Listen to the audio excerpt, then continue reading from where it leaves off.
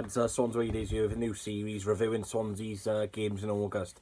I came up with this idea a few weeks ago, and I just thought today's the perfect time to. I'm obviously off college. Yeah, so I'll be reviewing Swansea City's fixtures. But first, if anyone hasn't seen this, I'm surprised. Swansea City have released their new third kit for the season.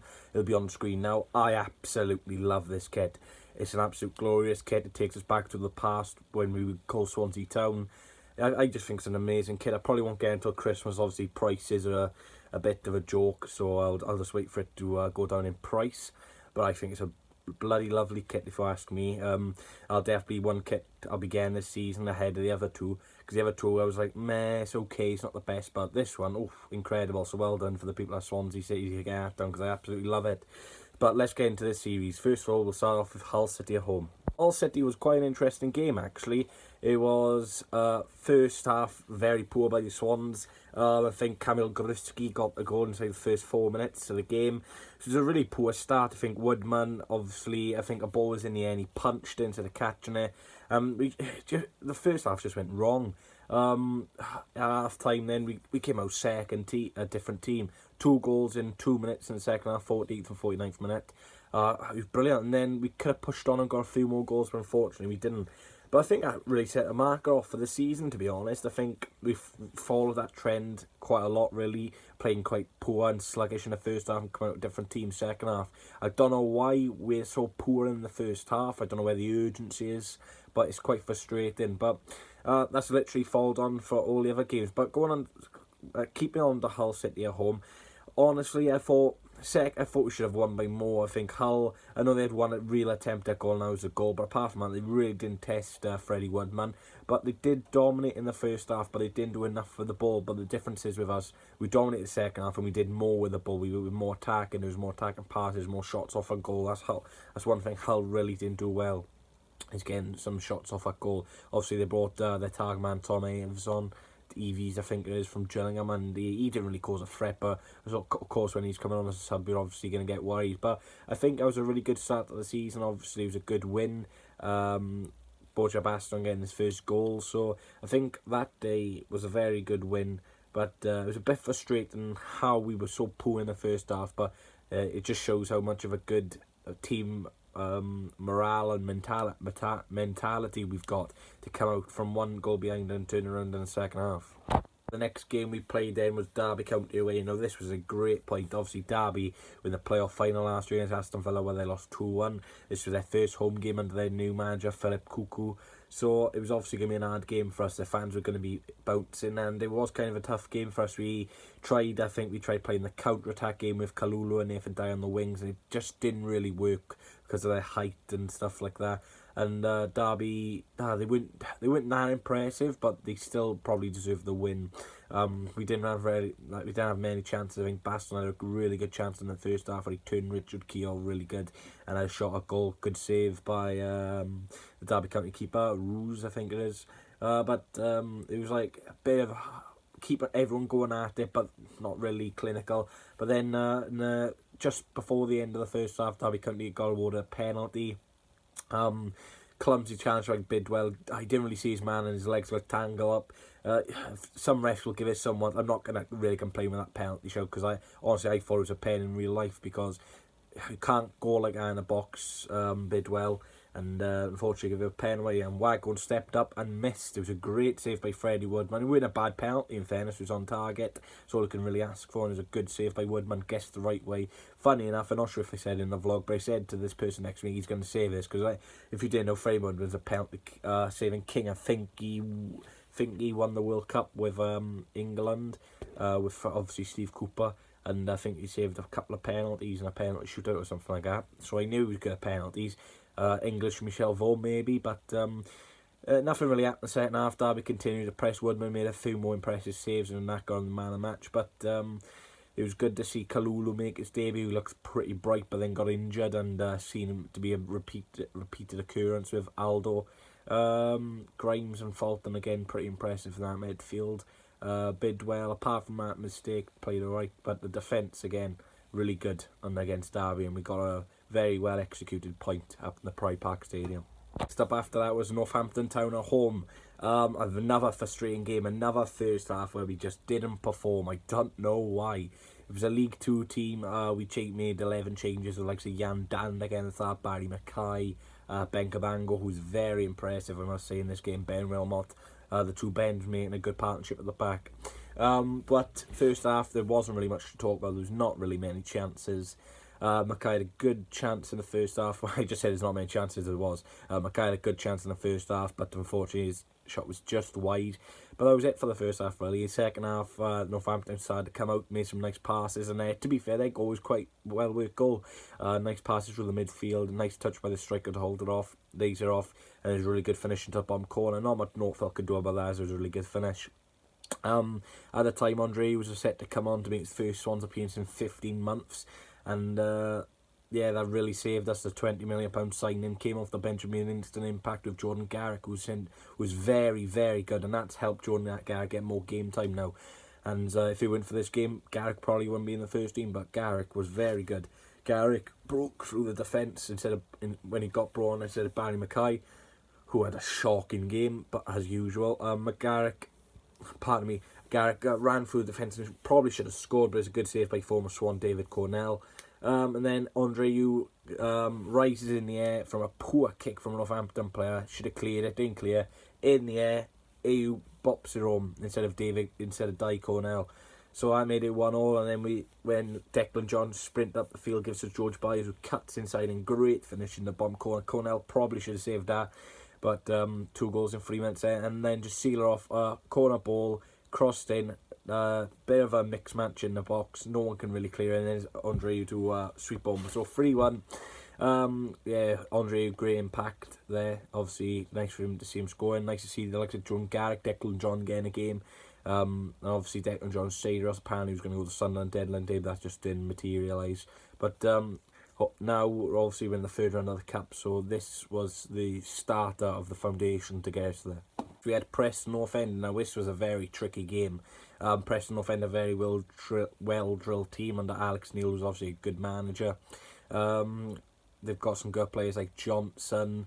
Obviously they lost, I can't remember his name, Callum Patterson, not Patterson, that's the Cardiff player. Callum Robinson, that's the one from Preston. Obviously he went to Sheffield United.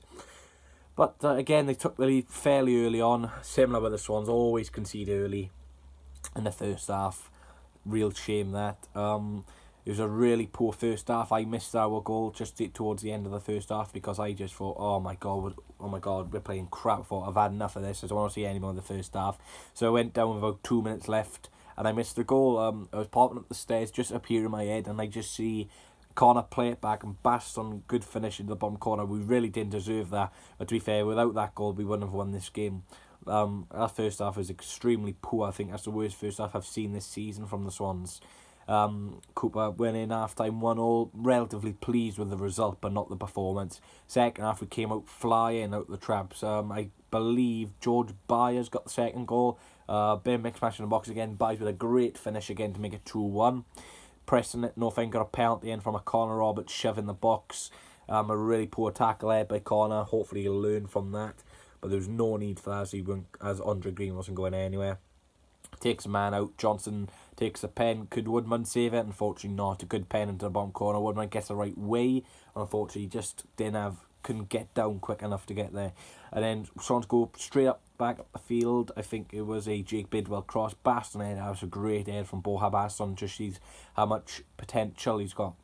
Not potential, but just shows how much talent he's got in this league. He's way too good for the championship, but it's good to see him scoring goals. So that was basically it. Preston had a couple of chances towards the end, bit nervous, but it was a really good solid victory. Another second half performance which was superb. Baston again playing extremely well, 2 goals. But Preston, I would probably feel Preston would feel a bit unlucky not to get something out of this game. Game end was Queen's Park Rangers away, another good game. First half was actually quite good for the Swans. Celine again, the goal, great build-up play from Andreu, holding a ball, releases Selina, and he's 1-on-1 against Joe Lumley, is it? I'm not sure. And good finish under the legs of Joe Lumley. We should have scored more in the first half. We had way more chances, but it was just one of those games where you don't take your chances. You just know the opposition team are going to get our one chance where they could take, and this happened in this game. It's going into the second half now. We still couldn't take our chances. We were still flirting, not shooting, and unfortunately for us, Joe Newgill got the goal for QPR. Not much we could do about that, but then as soon as they got that goal, the fans started creating that bit of atmosphere, the home fans now, because they didn't see the whole game, and we just looked really nervous for the 5 minutes period. They kept them pelting us with shots and stuff like that. They should have had a penalty about 2 minutes after their goal. Bidwell handballed it, so we got away with one there, but thankfully for us, he brought John Garrick on. Good play. I'm not sure who passed it to him, but Garrick sprints in the box, gets taken out, penalty. Now Baston took a pen against. Who did he take a pen against? I can't remember who he took a pen against, funny enough. But he took I think it was his first pen. Yeah, Baston took his penalty straight down the middle and makes it 2-1. And then shortly after, Andreu, great play again, lovely cross into the substitute, Sam Surridge, with a good header. So it was a solid 3-1 away victory. Probably would have wanted a clean sheet. Probably should have scored more atmosphere. It was insane from Swansea. Obviously, McBurney was there. Bravo was a great victory, I must say. Probably my favourite ever away day I've been on, just the atmosphere and the game in general.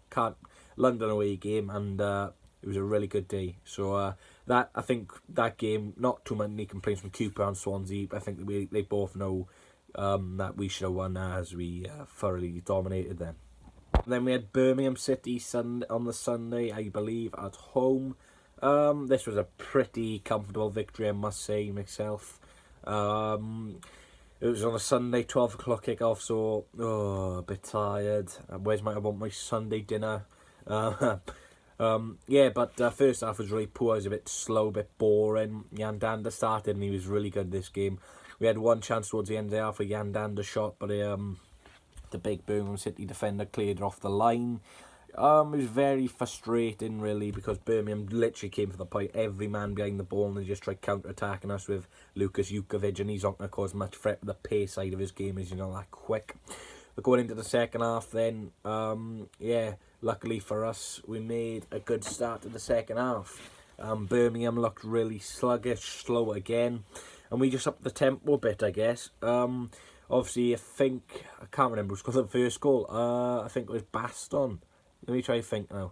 But let me talk about the game quickly while I think. Obviously, Freddie Woodman didn't really have much to do with it. He was giving high fives and stuff like that during the game because there was literally nothing going on. I think Van der Hoorn had man of the match, actually.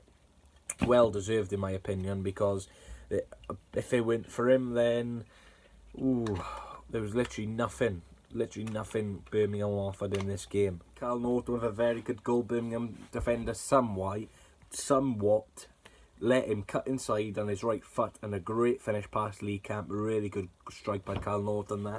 Our second goal then was a great interception by Mike van der Hoorn, who plays a lovely ball through the Burson Selina on the wing. A little bit of trickery and slams it home. Great finish by Burson Selina. That's what we want from Burson. 2 goals in 2 consecutive games as it stands from at that point. And then the third one, penalty, Yandanda gets completely taken out. No complaints from Birmingham players. Borja Baston steps up and converts into the bottom right-hand corner. Very lovely penalty from Baston. He looks very comfortable at the penalty spot. Watch him miss one now. But very happy with that win. Birmingham, obviously one of the worst teams I've seen as a Swansea fan. I'm not just saying I don't mind Birmingham as a club, but they just didn't. I think they had one shot or something like that. They just played awful. 5 at the back system. They just let us play. If the opposition team come down to Liberty, one thing you need to do is press high to get us off the ball, because we like playing out the back. Birmingham just let us play out the back, so really didn't help them there. But that was a very good, solid victory. Then we had Cambridge United in the second round of the Carabao Cup. What a win this was. 6-0. Peterson scoring the first goal inside a minute, which I missed because I was waiting for someone, but I watched it back on the TV. Great finish. It's a bit harder than who scored, but Cambridge offered nothing in the first half, in fairness. They were, I know we made 11 changes, but Northampton put a bit of a fight, but Cambridge just looked like they didn't want to be there, in fairness. I don't know why or what happened. Maybe they just had an important league game. But I'm not going to go too in-depth with the scores because it'll take too long. But But just to summarise, Sam Sturridge scored 2. Garrick scored on his debut, on his full debut. John played well. Northville played right. Cambridge at the bar. Like I said, Sturridge scored 2.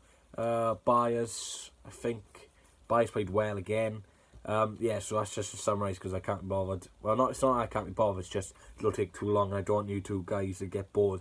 Yeah, but 6-0. Can we win the cup? No, definitely not. Obviously we won in 2013, but I can't see us winning that again. But nice to see Sam Sturridge getting another 2 goals. That makes his account 3 at the minute. Obviously, yeah, 3 at the minute. So that was a very good win. I think that's our highest ever victory in the Carabao Cup. I think our last highest victory was a 5-0 win, obviously against Bradford in the final. We all remember those days. But it's nice to set a new record, and Steve Cooper probably going to get manager of the month. Setting new records, players love him, fans love him. Don't know what else this guy can do. Well, I don't know what else this guy can do because we beat Leeds United 1-0 away from home in the 90th minute. Oh my word, absolute scenes. If you haven't watched my vlog, go and watch it. It's on 4.1k views. Love the support. Absolute mental scenes. We just sat back and it worked brilliantly. Great tactics by Steve Cooper. Leeds did dominate, in fairness, but they just didn't have it. They just didn't have a striker to shoot. Bamford, I've said this before, and I'll happily say again, Bamford is crap. Absolute rubbish player. Dives all the time, rubbish striker. Don't care what anyone says about that. Yes, he can score about 10 goals, but never won to bat Swans. Rubbish. I don't know what he brings to the team. Yes, he has height, but his heading accuracy is shocking. Leeds at the bar towards the end. I think it was Cooper at the bar, and then Bamford kicked her over, funny enough. Going into the second half, we had a few chances. We did technically hit the side net, in which we thought was in from our angle, but that was very frustrating. It was quite funny though, because Leeds fans were giving it, but unfortunately they weren't giving it towards the end. We all know what happened. Go on to that now. Corner ball whipped in, cleared away. Leeds started attacking. Great tackle by Joey Rose, and of course he's magic with a tackle like that. Grimes back in. Deflected off a couple of knees, then Routledge with the experience he's got, 34, wasn't even going to stay last year because we didn't have the money to keep him. He took a wage cut, and this is why Wayne Routledge is so important to this team. Because if that was, I'm not saying if it was a Garrick or someone a bit more inexperienced, probably would have snapped down and hit it over. Routledge experience kept us cool, showing into the bottom corner, and set the Swansea City away end in absolute carnage. It was so amazing to be involved in that. That made us top of the league with 16 points on possible 18. I think Charlton are second and Leeds obviously third. Is absolutely chaos, and I just want to go back to Leeds. Absolute crazy day. So that's basically it for the August review. If I had to give a performance, if I had to give my player of the month would probably go to Jay Fulton. I think Jay Fulton's been absolutely superb so far this season. Great in pre-season, great again. So my player of the month goes to Jay Fulton. The player who needs improving, I'm going to go for the player who plays... For this, player who needs improving, they must have started at least one game this season. In August, I'm going to go for Barry Mackay. Yes, you, Barry. You just need to improve, pal. I don't know why I'm saying it's like he's going to watch, but he's so inconsistent. He was great in pre-season, maybe just because he's been kicked out of the team. His confidence is lost, but we need to see that pre-season Barry again because he was good in pre-season. My underrated player of the month probably goes to Freddie Woodman. Very good. I'll call that signing of the month. Freddie Woodman, really good keeper so far. But that's all the awards, so congratulations. But Jay Fulton's been absolutely superb. Thanks for watching and thank you for all the support. Reached 1.2 thousand. God, I need to learn my English. Pass English GCSE anyway. I've reached 1.2... Oh my word, 1,200 subscribers. Thank all for the support. It absolutely means the world. Never thought I'd reach this. And no, I'm not making money, so don't comment that because I've seen a few comments. But thank you for your support. I really appreciate it. I like the way you're all loving the content. This is this can be a monthly series, just reviewing the Swansea's games. Hopefully I've talked pretty good and hopefully you've remembered some good experiences. Make sure you leave a like, comment, subscribe, because I've hit 300 likes on Leeds. I mean, highest ever like target, that's brilliant. Loads of views as well, different fans, different cultures coming in to watch my channel, all welcome at all. So thanks for watching, leave a comment, subscribe of course, and make sure you leave your comment down below who you think player of the month has been for the Swans. I've gone for Jay Fulton, so let me know who you've gone for. So I'll see you guys next time. We are top of the league.